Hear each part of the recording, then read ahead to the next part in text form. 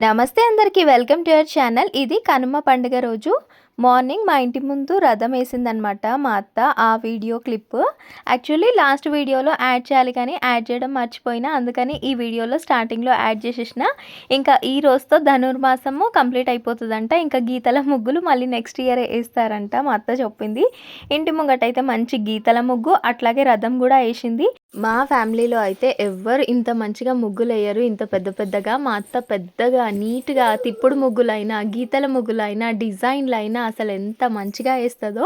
ఒక్కరోజు కూడా నేను లేచి వేసే ఛాన్స్ ఇవ్వదు. పొద్దున్నే లేచి మొత్తం పనులన్నీ చేసేస్తూనే ఉంటుంది మా అత్త. అందులో ఇట్లాంటి ఫెస్టివల్ డేస్ ఏమైనా వస్తే అయితే ముందే అన్నీ చేసేస్తుంది. ఎర్లీ మార్నింగ్ లేస్తుంది. ఇంకా ఈమెకు తోడు రితిషా కూడా ఆటోమేటిక్గా లేస్తుంది అనమాట. హాలిడే ఉన్న రోజు జల్దీ లేస్తుంది, స్కూల్ ఉన్న రోజేమో మంచిగా పడుకుంటుంది. అండ్ డోర్ ముంగట్నేమో ఇట్లా వేసింది. ఇక్కడ నుండి ఈ వీడియో హాలిడేస్కి ముందు తీసిన వీడియో. లాస్ట్ డే మా రితిష ఇట్లా కలర్ డ్రెస్ వేసుకొని వెళ్ళినుండే అనమాట. స్కూల్లో రంగోలీ కాంపిటీషన్ అయితే మా రితిష కూడా పార్టిసిపేట్ చేసింది. ఏమైంది? ఎవరు కొట్టిరు? నడు లోపలికి, లోపల నడువు. ఎవరికి? ఏది ఏమి ఇచ్చారు? రంగోలీలో సెకండ్ ప్రైజ్ వచ్చిందంట రితిషాకి. చూడండి ఏమి వచ్చిందో. ప్రైజ్ వచ్చిందా? అందరికి ఇచ్చిండ్రా?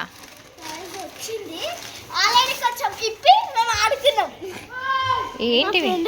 నువ్వు తీసుకుపోయిన కలర్లే కదా ఇవి.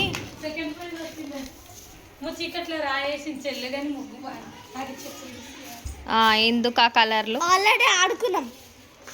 ఏ ఆడేటి కావాలి? ఏ మొత్తము రితిషా పెట్టుకో. ఏజ్ 3+ అంటే ఇది ఇచ్చారు. గిఫ్ట్ అయితే ఇవి ఆడుకునే రంగులా? ఆడుకునే రంగులు ఇచ్చిర్రు. ముగ్గులు వేసేటిది కాదా? ముగ్గులు వేసి కూడా వేసుకుంటారు. తీయకు. సరే సరే. ఇదైతే మీకే గాయ్స్. పూజ చేస్తా.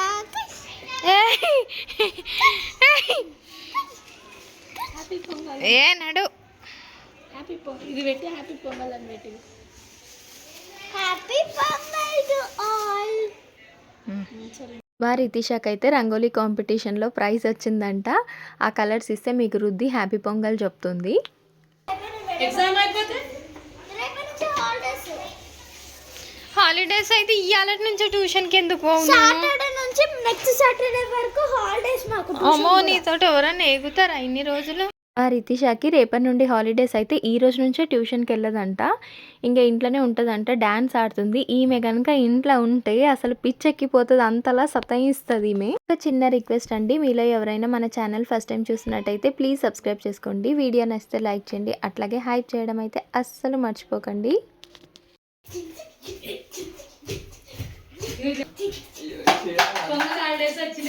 ఇంట్లో ఏం కూరగాయలు లేవు. మా అత్త మణికంఠ అయితే మార్కెట్కి వెళ్తున్నారు. ఇంకా రితిష మ్యాగీ ప్యాకెట్ తీసుకొచ్చుకుంది, అది చేసేయాలంట. ఒకటే మ్యాగీ పొట్లమ్మా. నా చెయ్యి చూడండి గాయ్స్ ఎట్లా అయిపోయింది. సరే చేతులు కడుక్కోపోనాడు. చేతులు కడుక్కొని మొహం కడుక్కొని డ్రెస్ చేంజ్ చేసుకుంటేనే మ్యాగీ, లేకపోతే లేదు. మ్యాగీ కోసం ఏదైనా చేయగలను. రితిషాకి మ్యాగీ అంటే చాలా ఇష్టము. ఊరికే మ్యాగీ చేసి అని అడుగుతుంది. ఇంకా మా అత్త మార్కెట్కి వెళ్తుంది కదా, ఏమేమి తీసుకురావాలనేసి అడుగుతుంది. వెజిటేబుల్స్ అండ్ గుడ్లు తీసుకురావడం అస్సలు మర్చిపోకని చెప్తున్నా. రితిష మనకంట ఇంట్లో ఉంటే ఊరికే హాఫ్ బాయిల్ అన్నా ఆమ్లెట్ అన్నా ఏదో ఒకటి అడుగుతూ ఉంటారు. అందుకని ఎగ్స్ తీసుకురమ్మని చెప్పిన. మీతో ఒక ఇన్సిడెంట్ షేర్ చేసుకోవాలి. ఇది రీసెంట్గా జరిగింది. ఈ రోజులలో మనకు తెలిసిన వాళ్ళకి ఒక 1000 రూపాయలు ఇవ్వాలన్నా కానీ 10 సార్లు ఆలోచిస్తాము. అండ్ మాకైతే నిజంగా చెప్తున్నా, ఈ ఎక్స్పీరియన్స్ నేను ఫేస్ చేసిన. మా దగ్గర పైసలు లేనప్పుడు మా సొంతోళ్ళే మాకు ఒక 1000 రూపాయలు ఇవ్వనికే కూడా ఆలోచించారు. పెట్టుకొని కూడా లేవు అని చెప్పిన సిచ్యువేషన్స్ కూడా ఉన్నాయి. అట్లాంటిది తను ఎవరు నాకైతే పర్సనల్గా తెలీదు, నా వీడియోస్ చూస్తుందంట. ఎందుకో నాకు రితిష అంటే చాలా ఇష్టము. రితిషాకి ఏదో ఐ వాంట్ గిఫ్ట్ సంథింగ్ అని చెప్పి ఇన్స్టాలో మెసేజ్ చేసింది. సో నేను ఆ మెసేజ్ చూసాక రిప్లై ఇచ్చిన, thanks for showing this much love అండి అని చెప్పి. లేదు, నేను రితిషాకి ఏదో ఒకటి గిఫ్ట్ ఇవ్వాలనుకుంటున్నా, తనకి ఏమి ఇష్టం చెప్పండి అనేసి అన్నారు. సో నేను రితిషానే పిలిచి నీకు ఏమి ఇష్టం రితిష అంటే తను పానీపూరి అడిగిందనమాట. తనకు పానీపూరి ఇష్టం అండి అనేసి చెప్పిన. ఇంకా వెంటనే తను మీ Google Pay number or PhonePe number ఇవ్వండి. I will send money. Please no చెప్పకండి అనేసి అన్నారు. This is out of my love అని చెప్పేసి. సో, నాకు గూడా ఎందుకో నో చెప్పాలనిపియలేదు. ఫస్ట్ వద్దు అని అన్నా గానీ తను ప్లీజ్ ప్లీజ్ అంటున్నారని చెప్పి నంబర్ సెండ్ చేసిన. పానీపూరి కోసం ఎవరైనా 2500 అన్నోన్ పర్సన్స్‌కి సెండ్ చేస్తారా అండి? అసలు తను అట్లా చేసేసరికి ఫస్ట్ మా ఇంట్లోళ్ళు ఏమన్నారు, "వద్దు అంత అమౌంట్ రిటర్న్ కొట్టేసేయి" అని అన్నారు. ఇంకా తను వెంటనే రిప్లై ఇచ్చారు. This is out of my love and Ritisha reaction పెట్టండి తన హ్యాపీనెస్ అనేసి అన్నారు. దెన్ నాకు గూడా ఇంకా రిటర్న్ కొట్టాలనిపించలే. అంత ప్రేమగా ఇచ్చేటోళ్ళు గూడా ఉండాలి గదా! అంత ప్రేమగా ఇస్తున్నప్పుడు ఇగ్నోర్ చేయబుద్ధి కాలేదు. కానీ ఈ రోజులల్లో అసలు నిజం చెప్తున్నా సొంతోళ్ళే ఇయ్యరు. తను మా రితిష మీద అంత ప్రేమ చూపిస్తే నాకొక నిమిషం ఏడుపొచ్చేసింది. నేనైతే చాలా ఎమోషనల్ పర్సన్ అనమాట. ఎవరన్నా ప్రేమ చూపియకపోయినా ఏడుస్తా. ఇంతగనం ప్రేమ చూపించినా ఏడుస్తా.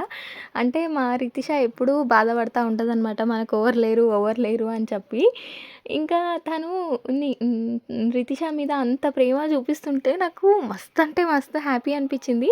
ఇంకొక పర్సన్ గూడా ఉన్నారు. తన పేరు కూడా అఖిలానే. తను గూడా ఫ్యూ మంత్స్ బ్యాక్ రితిషాకి ఫీ విషయంలో హెల్ప్ చేసిండ్రు. తను ఎవరికీ చెప్పకండి నాకు అట్లాంటివి ఇష్టం ఉండయి అని అన్నారు. బట్ సిట్యుయేషన్ వచ్చింది కాబట్టి మీతో షేర్ చేసుకుంటున్నా. రితిష వాళ్ళ డ్యాడీ చనిపోయినప్పటి నుండి నిజం చెప్పాలంటే సొంతోళ్ళే పట్టించుకుంటలే వాళ్ళని. కానీ ఎవరో తెలియని వాళ్ళు రితిష మీద ఇంత ప్రేమ చూపిస్తున్నారు అంటే నాకు సీరియస్‌లీ హ్యాపీ అనిపిస్తుంది. మా అత్తకి చెప్తే తను గూడా అసలు తర్వాత మస్తు హ్యాపీ ఫీల్ అయింది. ఫస్ట్ రిటర్న్ కొట్టేసేయి అమౌంట్ అని అన్నారు గానీ తర్వాత చాలా హ్యాపీ ఫీల్ అయిండ్రు. Thank you so much Akhila గారు, both of you. Thank you so much. And మా రితిష అయితే ఆ 2500 తోటి పానీపూరి తినట్లేదు. తను డాన్స్ క్లాస్‌లో జాయిన్ అవుతదంట. మంత్లీ 1000 రూపీస్ అంట ది ఫీ.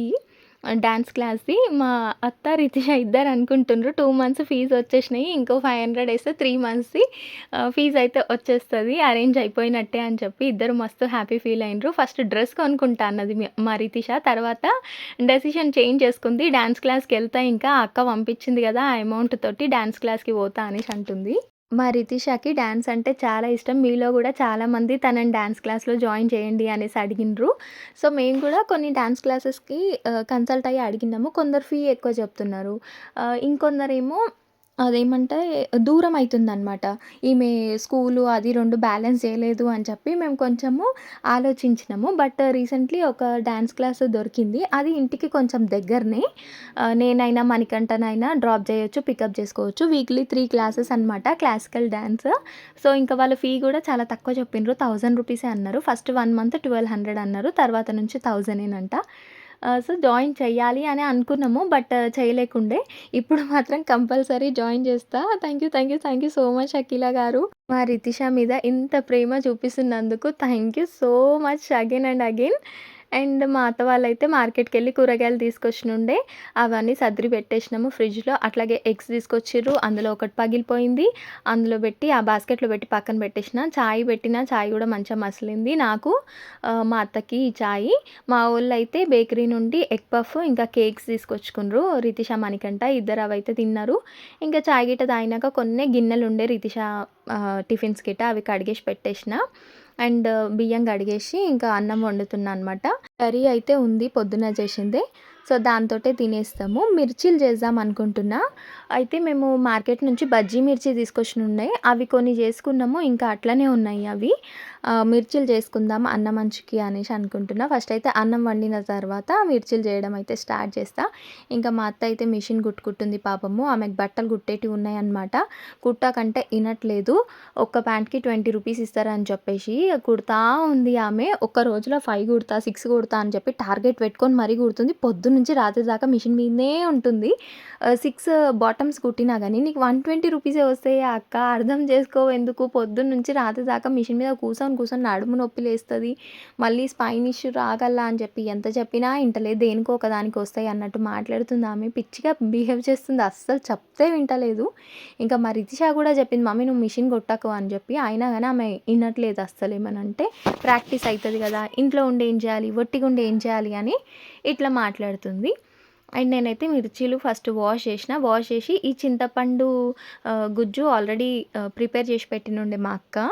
అదే ఉండే ఫ్రిడ్జ్‌లో అదే పెడుతున్నా అనమాట. చింతపండులో కొంచెం సాల్ట్, వాము, జీలకర్ర ఏసి గ్రైండ్ చేసింది. అది అప్లై చేస్తున్నా ఇట్లా మిర్చీస్‌లలో.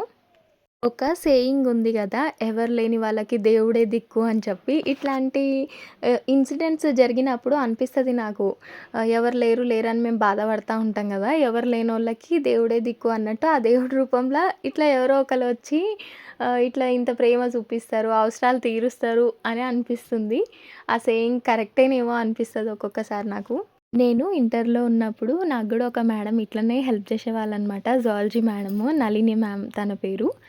అయితే అప్పుడు బుక్స్ ఏమైనా కొనుక్కోవాలనుకున్నా, పెన్స్ ఏమైనా కొనుక్కోవాలనుకున్నా అన్నీ మేడం కొనిచ్చేవాళ్ళనమాట. అయితే మా డ్యాడీకి పెద్దగా ఇంట్రెస్ట్ ఉండకపోయేది. అంటే చదువుకోవడము, చదివించడం అదంతా ఇంట్రెస్ట్ లేకుండే మా డ్యాడీకి. సో, మమ్మల్నయితే 10థ్ వరకి చదివిపిచ్చిర్రు. 10థ్ తర్వాత అయితే గవర్నమెంట్ కాలేజ్‌లో ఏసినుండే నన్ను మా అక్కని.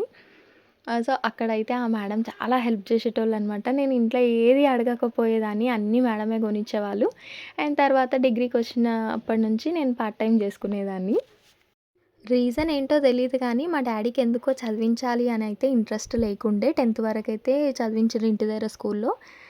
కాలేజ్‌లో కూడా మా బాబాయ్ అడ్మిషన్ చేయించిర్రనమాట మా ఇద్దరికి.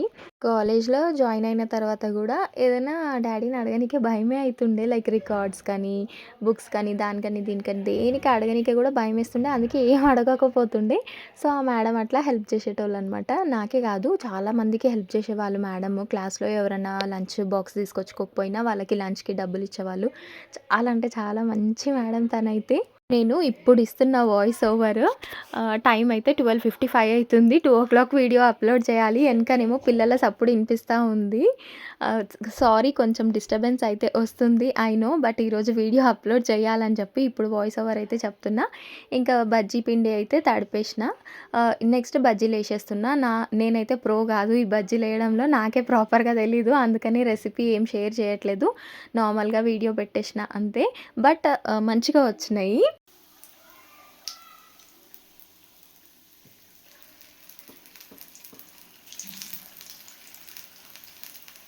నాకు మిర్చీలంటే ఇష్టము. ఎప్పుడైనా అన్నం తినబుద్ధి కాకపోతే మోస్ట్‌లీ ఆమ్లెట్ ఏసుకొని తింటా. లేకపోతే బయట నుంచి తమ్మునితోటి మిర్చీలు తెప్పించుకొనైనా తింటా.